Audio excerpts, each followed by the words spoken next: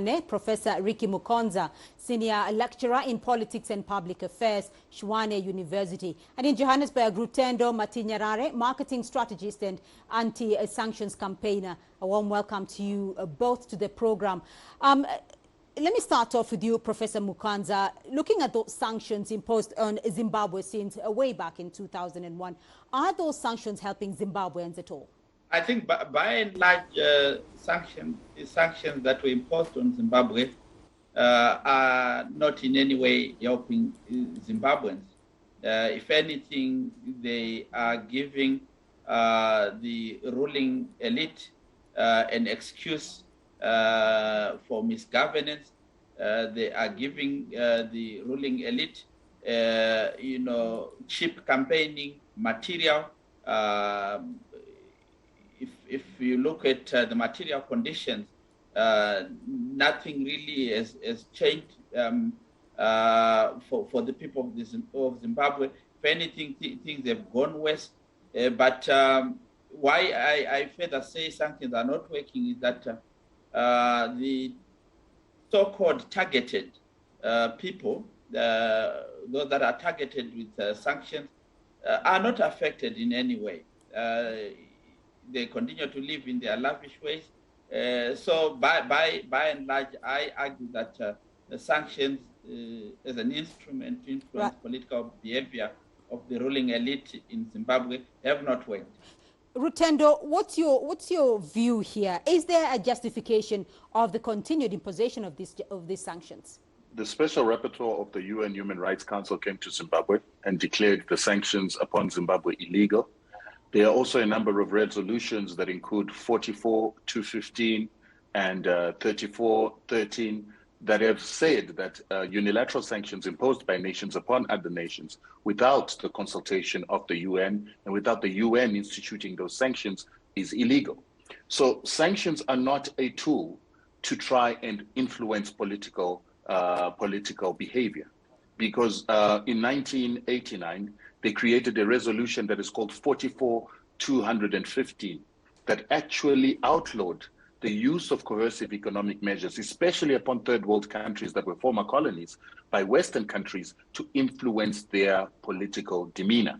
So the UN felt that Western countries were utilizing the power that they accumulated from colonialism to actually continue to administer their former colonies by utilizing these coercive measures. So they're illegal. And they also are collective punishment of civilians, thus crimes against humanity by persecution. There is no way that a crime against humanity, such as persecution, can be used to bring any change that is positive. In fact, it is a form of illegal warfare, according to the Geneva Convention. So what I'm hearing, Rutendo, though, is that the sanctions at this point against Zimbabwe are actually being used, as a tool, as a symbolic tool, not really to achieve the intended means. I mean, did the sanctions here then miss the target of what they were intended to do? They are not missing the target of what they intended to do, because sanctions were imposed on Zimbabwe to give an advantage to the opposition members. They were targeted on the government of Zimbabwe, its institutions, its parastatals, to cripple that government from undertaking the delivery of services and the development of the country, so that the Zimbabwean people would be frustrated and then vote for the opposition political parties. So it's a form of terrorism, if not a form of persecution or punishment of civilians to force them to vote for the opposition. And in that way, it has actually helped the opposition to manage all our urban municipalities, which we believe is a contravention of international law. It is a contravention of human rights when a political party can use coercive economic measures and persecution to force people to vote for it. Professor Mukonza, is that your thoughts as well? Like, this has actually given the opposition an edge, and it was supposed to give to make some sort of regime change in Zimbabwe at the time.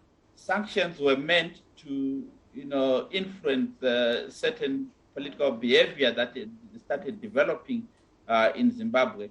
You would recall that around 2000, probably others would even link the sanctions to the land reform, but I more specifically want to talk of the political developments that we saw around 2000 with the elections that took place around that time.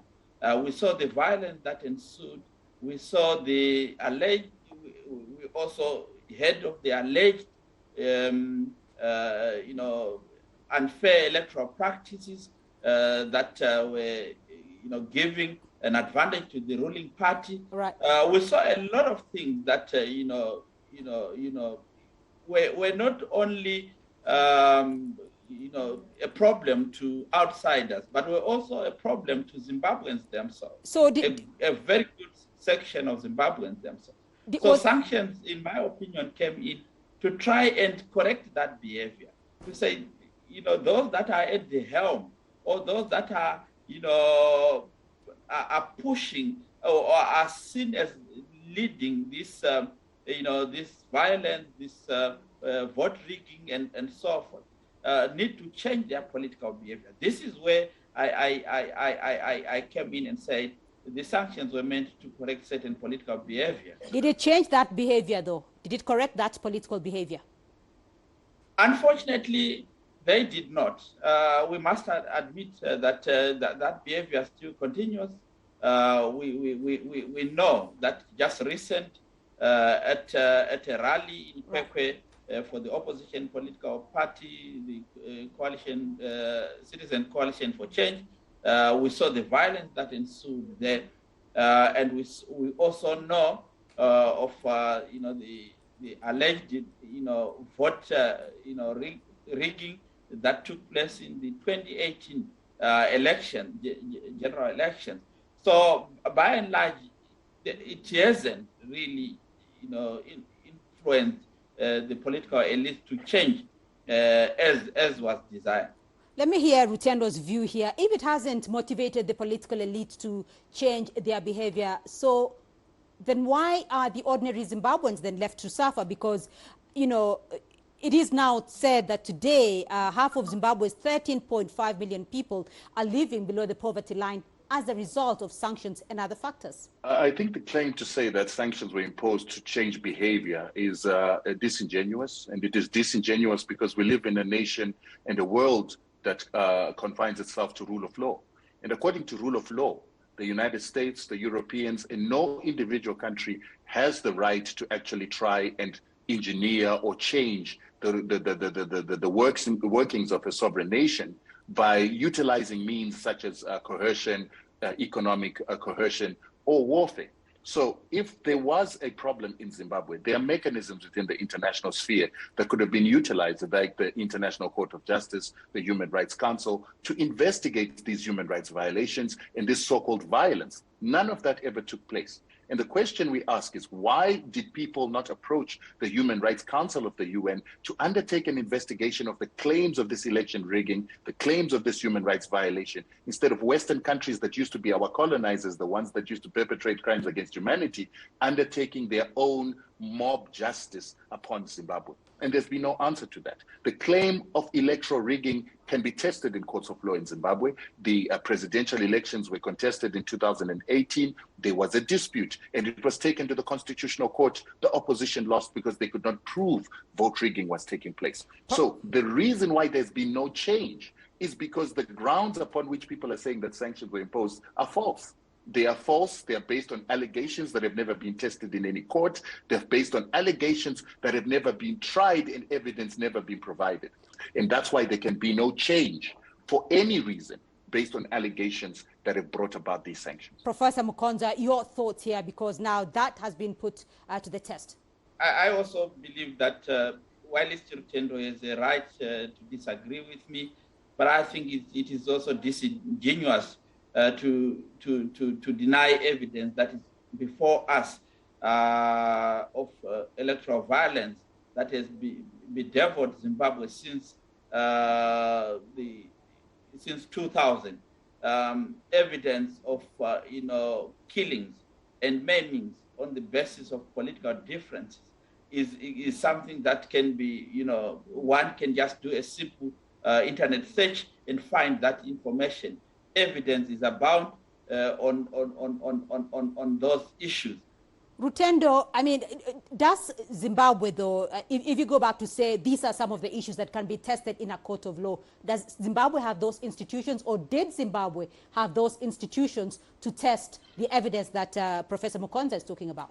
Zimbabwe is one of the countries with the least crime in the African continent because our legal system works, our law enforcement works. So the excuse of people utilizing allegations as fact is something that doesn't make sense, because the reason why courts exist, the reason why the word due process exists, is so that allegations can be tested in a court of law.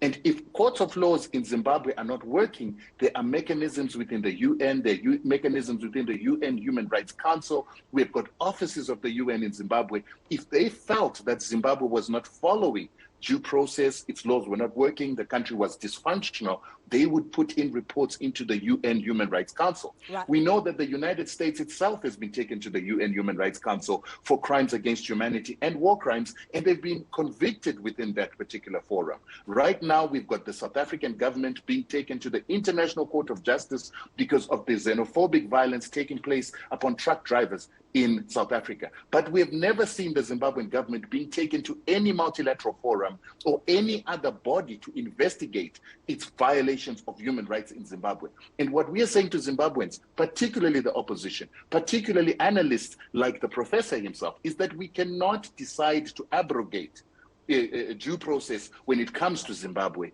just so that we can get and score easy political points.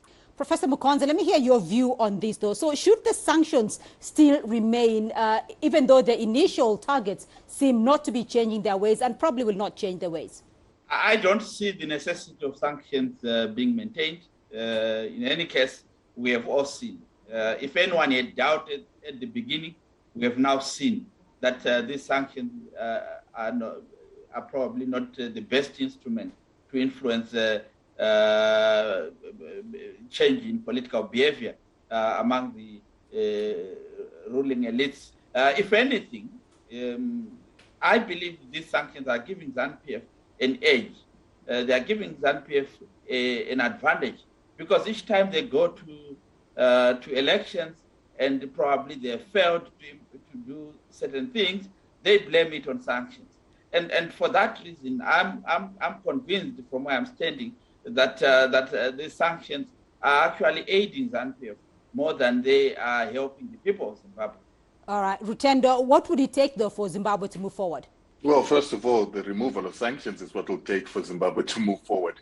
What the professor forgets is that we already have a precedence of the impact of crimes against humanity. So, and the Geneva Convention, which allows nations to go to war, sets rules for countries to fight each other, has actually said that sanctioning people or sanctioning countries, destroying infrastructure, and prohibiting civilians from enjoying their human rights is actually illegal even in wartime, because it has bigger destruction to an economy, to people and people's lives than even warfare. So we need the sanctions on Zimbabwe to be removed.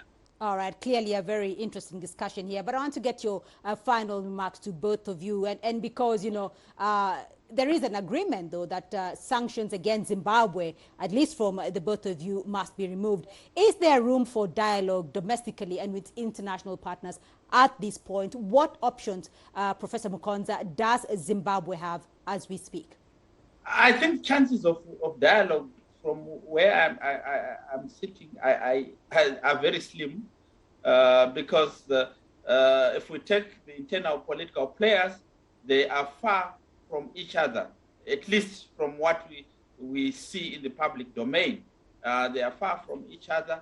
I mean, we can't even talk about bringing in externals, because what I think should happen first is that internal role players themselves should have a common understanding that they need to sit down and agree to, you know, on a common goal, find each other and begin to forge, like what happened with in 2008 with the global political agreement. Right.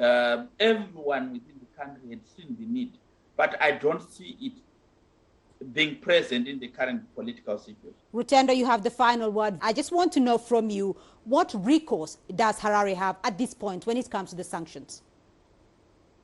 The recourse that is there is legal action, International Court of Justice, and also undertaking legal action like we are currently doing in South Africa and other jurisdictions against the illegality of these sanctions that has been determined by the UN Human Rights Council, plus a number of other laws that already exist. Because of this duress of sanctions, because of the duress of threats of military invasion, this opposition, the Constitution of Zimbabwe, must be nullified so that we restore democracy in Zimbabwe. So the removal of these criminals from our political system is a starting point and recourse for us as Zimbabweans. And I think you saw how difficult these people are when you wanted to just bring them here to give their side of the story. And they ran away from having an engagement like this because they're not dialogue people. They are people that believe in using the duress of their Western powers in order for them to get what they want. The dialogue in Zimbabwe can be had with other political players. I do not believe that we can have dialogue with the West because the West needs to continue its parasitic relationship with Africa. And Zimbabwe is a country that has refused hegemony, suzerainty, and this parasitic relationship in which the West want to control our resources and we become slaves. That's never going to happen. So we can never get into an agreement with the West as long as they want to prey on Western countries for them to maintain their high standards of living. Professor